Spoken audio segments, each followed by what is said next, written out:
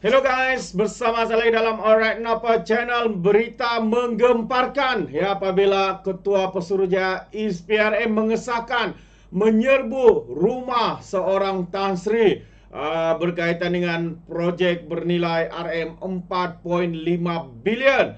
Dan dikatakan ya kejadian ini ataupun individu Tan Sri ini dikatakan kenalan rapat dengan Daim Zainuddin. Dan apa pula kaitan ya dengan apa kau sahabat-sahabat semua. Jadi menarik ya untuk kita kongsikan kenyataan media ini. Jadi tanpa buang masa sahabat semua, saya mau membawakan anda untuk membaca kenyataan berita yang baru saja kita terima, yang saya petik daripada Malaysia Kini. Tapi sebelum itu, jangan lupa juga untuk terus support Alright Napa Channel dengan cara tekan butang subscribe, like dan share. Mari kita ikuti berita gempak hari ini. ISPRM serbu kediaman Tan Sri berhubung siasatan projek flat. Apakah projek ini? Mari kita baca kenyataan media ini.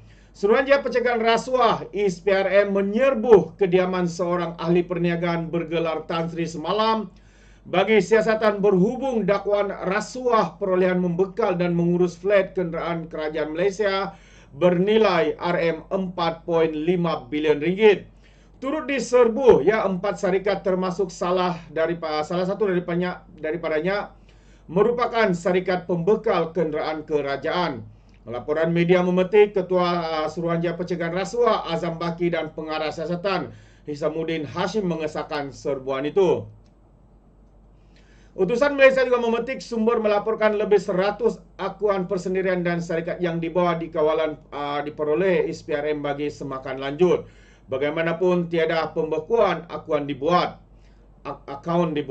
Sejak 1993 sebuah syarikat tunggal Spanco Senior Berhad memegang konsesi untuk membekal dan menguruskan kenderaan kerajaan. Namun apabila kontrak tamat pada 2019, lepas itu tender terbuka dilancarkan untuk penganugerahan kontrak seterusnya. Berjaya Group dan Nazar Senior Berhad membentuk konsesi dan menggondol kontrak itu melalui surat hasrat LOI pada tahun lalu. Bagaimanapun, LOI itu ditamatkan pada tahun 2020 dan tender dianugerahkan kepada Spanco. Tahun 2020, kerajaan siapa sahabat semua? Kerajaan Perikatan Nasional di bawah pentadbiran Bakau. Jadi apa kaitannya? Anda sendiri fikirkan sahabat-sahabat semua. Jadi pada Julai tahun lepas, pengasas berjaya Vincent Tan menfailkan saman terhadap Kementerian Kewangan dan Spanco berhubung LOI yang ditamatkan. Tan juga mendakwa kontrak tersebut dianugerahkan kepada Spanco walaupun harga ditawarkan syarikat itu lebih tinggi. Dakwaan Tan mendorong gesaan agar ISPRM melakukan siasatan dan bagaimanapun tiada perkembangan mengenai siasatan itu sehinggalah serbuan dilakukan semalam. ISPRM baru-baru ini menyiasat bekas Menteri Kewangan Daim Zainuddin dan keluarganya serta Mirzan anak kepada bekas anak Perdana Menteri iaitu Dr. Mahathir Mohamad. Jutawan yang kediamannya diserbu agensi anti rasuah semalam dilaporkan ialah rakan rapat kepada Daim Zainuddin. Apa dia sahabat semua? Rakan rapat. Dan kalau kita lihat ada satu kenyataan di sini yang agak mengejutkan ya. Mana satu Nina? Ya, Tan mendakwa kontrak tersebut dianugerahkan kepada Spanco walaupun harga yang ditawarkan syarikat itu lebih tinggi. Jadi harga yang ditawarkan oleh Spanco untuk mendapat kontrak itu lebih tinggi ketimbang dengan syarikat sebelumnya. Jadi kenapa mereka dipilih sahabat-sahabat semua? Adakah ada sesuatu yang cuba dilakukan di sebalik semua itu dengan mendapat imbuhan atau sebaliknya? Itu yang menjadi persoalan untuk kita sebagai rakyat di bawah ini, sahabat-sahabat semua. Jadi Anda boleh berikan komen ya, apakah pandangan Anda berkaitan dengan isu itu. Ya, seperti mana yang saya katakan awal tadi video sebelum ini, Mahathir ya membuat satu tuduhan kononnya kerajaan ini zalim kerana anaknya diugut penjara 5 tahun. Itu antara kenyataan kah? Saya ingin membacakan kenyataan media ini kalau sebelum ini saya tidak habis baca.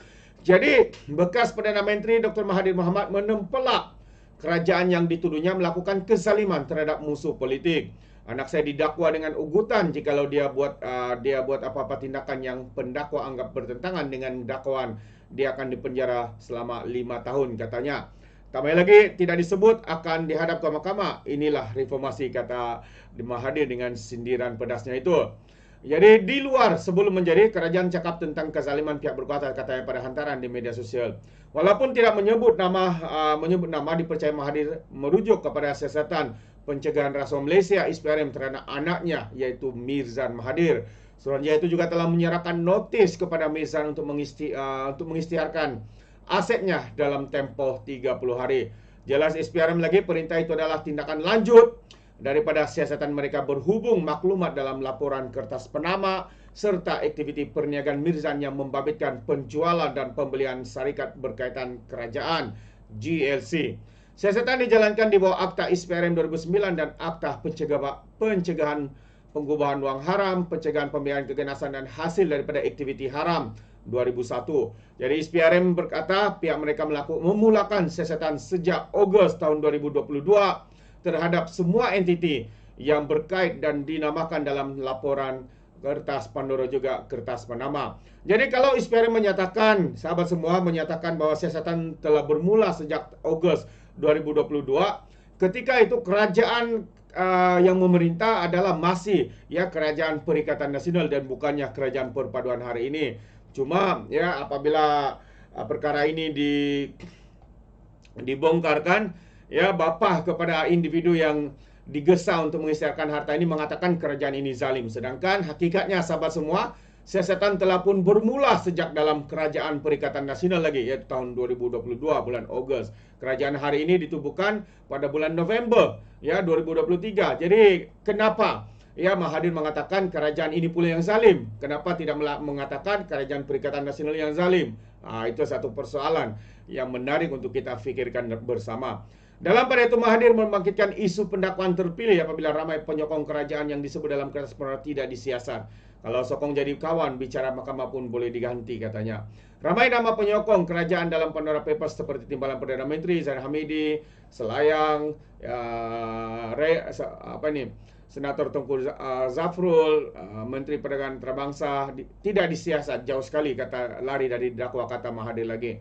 Dan kertas Panama ini merujuk kepada kebocoran besar sebanyak 11.5 juta dokumen yang didedakan daripada firma Guaman yang berpangkalan di Panama pada tahun 2016. Dan ia mendedahkan bagaimana ahli politik, bintang sukan dan penjenayah terkemuka menyembunyikan kekayaan mereka menggunakan tempat pelindungan cukai luar pesisir. Kertas Pandora dan kertas Panama adalah dua pendedahan berasingan oleh konsortium wartawan penyiasatan antarabangsa dengan kerjasama rakan kongsi di seluruh dunia, termasuklah Malaysia kini. Kertas Pandora yang diterbitkan pada 2019 melibatkan kebocoran 11.9 juta dokumen daripada 14 penyelia perkhidmatan luar pesisir yang mengkhusus dalam penubuhan syarikat cengkerang Shell di kawasan pelindungan cukai. Jadi kertas Panama yang didedakan pada tahun 2012, 2000 berapa itu?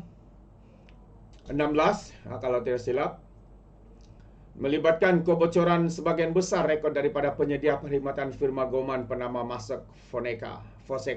Firma itu menyediakan perkhidmatan untuk penubuhan entiti di kawasan pelindungan cukai, di mana undang-undang yang privasi sangat ketat sehingga akaun yang ditubuhkan hampir tidak dapat dikesan. Itu dia, sahabat-sahabat semua. Jadi betapa moroyannya Tun Dr. Mahathir ini, dan menuduh kerajaan ini zalim, sedangkan dia tidak memeriksa terlebih awal bahawa siasatan itu telah pun dimulakan sebenarnya sejak Kerajaan Perikatan Nasional lagi tahun 2022. Jadi perkara yang mengejutkan, rumah diserbu, mantan Perdana Menteri meroyan, dan apabila rumah Tan Sri yang diserbu itu dikatakan kawan rapat ataupun rapat kepada Daim Zainuddin, dan Spanco dianugerahkan kontrak pada tahun 2020 kalau tak silap, dan dikatakan harga kontrak itu lebih tinggi tapi diterima 2020 tapi diterima. Itu antara banyak persoalan, sahabat-sahabat semua, dan kenapa itu berlaku, ini yang menarik untuk kita ikuti, dan akan saya update dari masa ke masa berkaitan dengan skandal-skandal panas ini. Jadi terima kasih. Sampai di sini saja. Sekiranya anda sahabat semua mau memberikan sebarang pandangan, anda boleh berikan di dalam ruangan komen. Jadi izinkan saya untuk mengundurkan diri. Dan seperti biasa, peribahasa mengatakan, tak apa pun kangkap 2 tahun keinginan. Dalam bahasa Melayunya, tepuk dada, tanya selera. Sekian saja pada Alright Nampak Channel. Kita berjumpa lagi. Bye-bye.